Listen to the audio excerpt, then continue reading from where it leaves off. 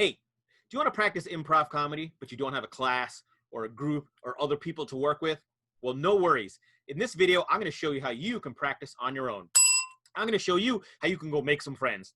I'm going to show you how you can bake a cake. I'm going to show you how you can fly a plane. I'm going to show you how to bark like a dog. I'm going to do nothing but just stare at you through the screen. I'm going to make fun of you for 4 straight minutes.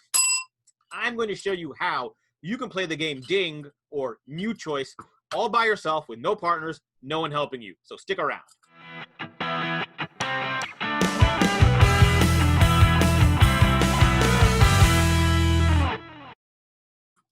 Hey, my name is Avish Parashar, and for 28 years now, I have been studying, teaching, and performing improv comedy. And for the past 17 years, I've been working as a professional speaker using improv comedy as a tool to help people deal with change, be more creative and innovative. And once the global pandemic hit and everything got locked down, I have been spending a lot of time and energy figuring out how to play the same games that I would use volunteers for, have an audience with, or have fellow performers helping me out, how I could do those totally solo, all by myself. And today what I'm going to do is share with you how you can play this awesome improv game called Ding, or as many people call it, New Choice, all by yourself. Now, before I get into that, quick reminder, if you could, just below, click the subscribe button. And next to the subscribe button is a little bell. Go ahead and click that as well. That way you'll make sure you'll be notified of every time I post a new video about Soloprov, about how to perform improv, or whatever great content I am making for you. So go ahead and click that, and then we'll get into this game.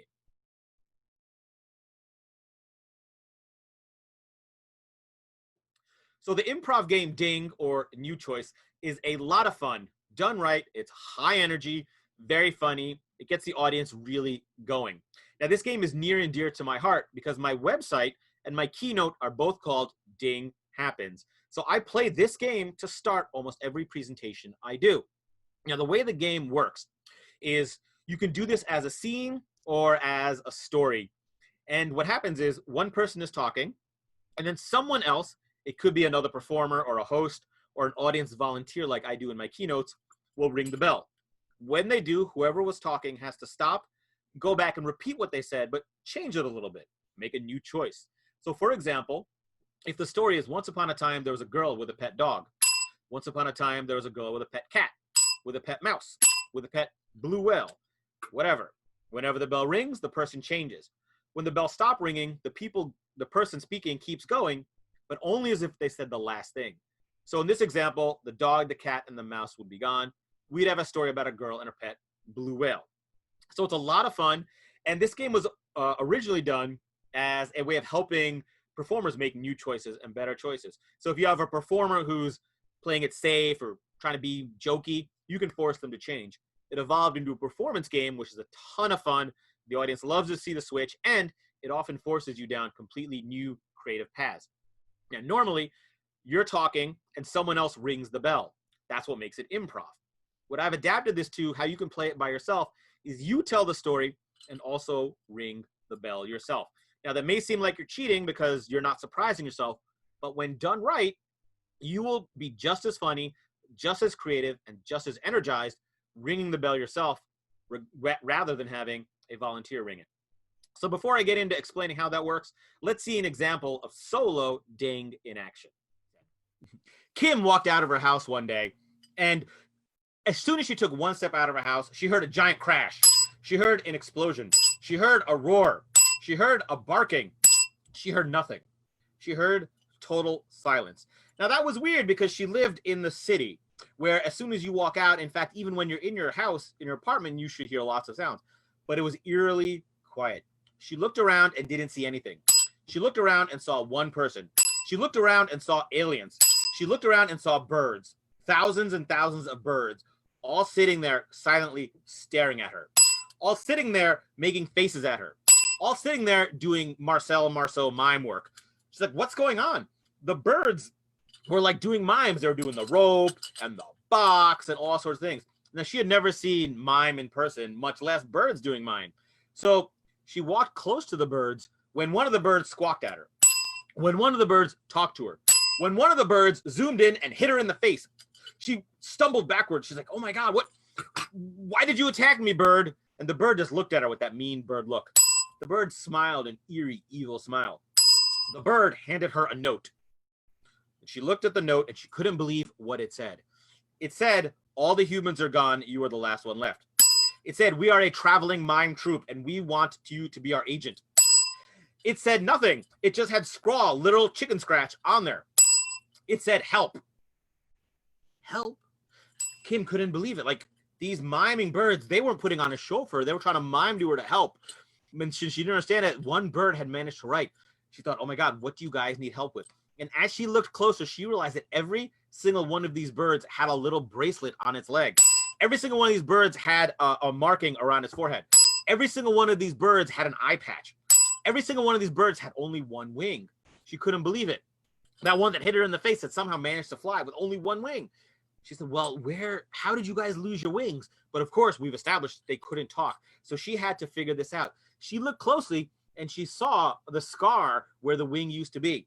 She saw a note where the wing used to be.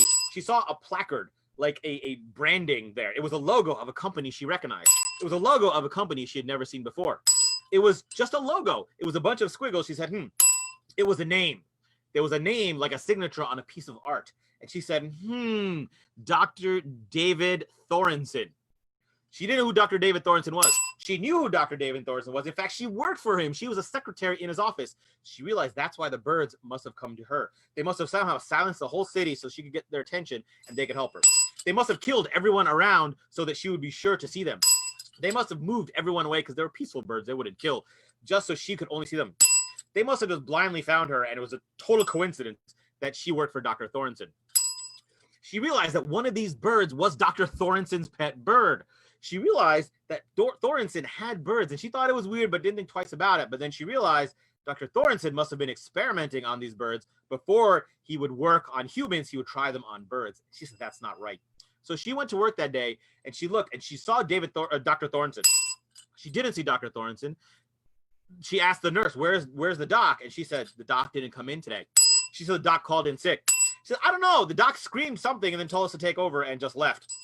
She's like, So she looked and she saw there was blood drops on the ground outside. She said, this must have been from Thorensen after he killed a bird. This must have been from Thorensen after he cut himself. This must have been Thorensen crying blood tears because he was so sad from the birds. This must be paint, because Thorensen had to paint his name on all of those birds. It was in red ink on them, and that's what they must have done. So she followed, not the blood, but the paint drops, followed it down and came to a park, came to a cave, came to a dungeon, came to a secret lair. Yeah, right there in the middle of the city was a secret lair. It looked very much like futuristic. And she went in, and there, sitting on a throne, was Dr. Thorensen. There, standing on a pedestal, was Dr. Thorensen. There, eating his lunch, was Dr. Thorensen. Thorensen looked up and said, oh my God, Kim, what are you doing here? Kim said, I know, you've been experimenting on the birds. He said, how do you know that? She said, because the birds told me. She said, because I've done some digging. She said, because I am a bird. He said, what? You're a bird? You've been working for this whole time? She said, yes. She was bluffing, but Thorensen believed it, so she was going along with it. She said, yes, I'm a bird, and I stand for all the birds. I know what you've been doing to the birds. He said, oh, please don't tell anyone. He said, please tell everyone. They're just birds. I figured out how to regrow human limbs using those birds, and you should tell everyone. In fact, I'm writing this up for the article of the Harvard Journal of Medicine. She says, wait a minute. You don't feel bad about this? He said, no. He said, yeah. He said, a little bit. He said, I feel bad and great and all the emotions. I'm a human being. I have lots of emotions, but this is going to make the world a better place. Are you going to stop me? She paused and thought about it, and she said, you know what? I am going to stop you from future killing of birds, but we're going to use this research to first grow all those birds' wings back. We're going to first use this to grow my tail back. I was born with a tail because I'm a bird, remember, Doc? And if it'll grow a tail on me, then I think it'll work. She said, if it'll grow a tail on me, then it's totally not work, because then you're cross-combining genetics from birds and humans, and that's not right. She said, if it'll grow a tail on me, then I can be king of all I survey, because I'll be the only human in the world with a tail. She said, if it grows a tail on me, then I'll be a freak of nature, and I'll finally have a reason to go off by myself. He said, you know what? That sounds like a deal. So he tried it on her. It didn't grow a tail on her. It did grow the wings of the birds back, and he was lauded for his success, but he was put in jail for hurting birds. He was lauded for his success, but he was given a hefty fine for hurting birds. He was lauded for his success, and nothing happened to him because he had a permit to do all that with the birds, but this did go on to change the animal laws, so we could never experiment like that on birds again. The end. So that was an example of solo ding.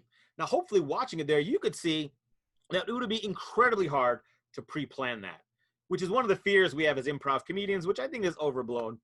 But it's a fear that, oh man, if I'm doing it myself, people won't think it's improvised. But if you go fast, trust me, you will be in new creative territory. Now, before I get into the keys to playing this game solo, quick note, the way you just saw me play it, I played it fast, which means I rang the bell pretty frequently and repeatedly.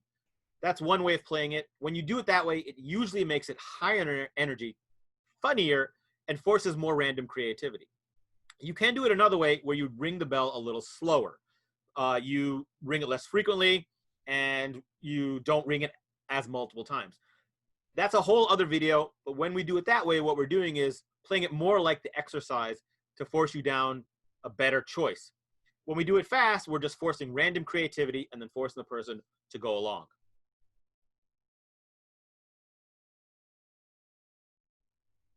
So there are 3 keys to playing this game, both on how to play it and how to play it solo specifically. So let's go into those 3 ideas. Number 1 is let go. You have to let go of the original story idea you had. You see, as you're telling this story, when the bell rings, your first thought is going to be, how can I say something different, but keep trying to tell the story I wanted to tell? That is a classic problem that performers, new and experienced, have when it comes to this sort of game. They try to use their creativity to tell the same story they were trying to tell. What you want to do is let go of the story. Now, this is actually even harder when you're ringing the bell yourself, because you're going to be tempted to ring the bell in a way that lets you keep telling the same story. So keep ringing the bell until you force yourself to let go of the path you were on and go down a new path. This is how we force creativity. This is how we open ourselves up to new and better humor. The second thing you can do, the second technique, is to use a little improv technique I called blurting, or open your mouth and start talking. When the bell rings, your natural inclination is going to be to want to pause for a moment, gather your thoughts, roll it back, and think about the next thing you want to say. Now, this is going to turn things over to the weak part of your mind, as opposed to your subconscious, which is the strong part of your mind.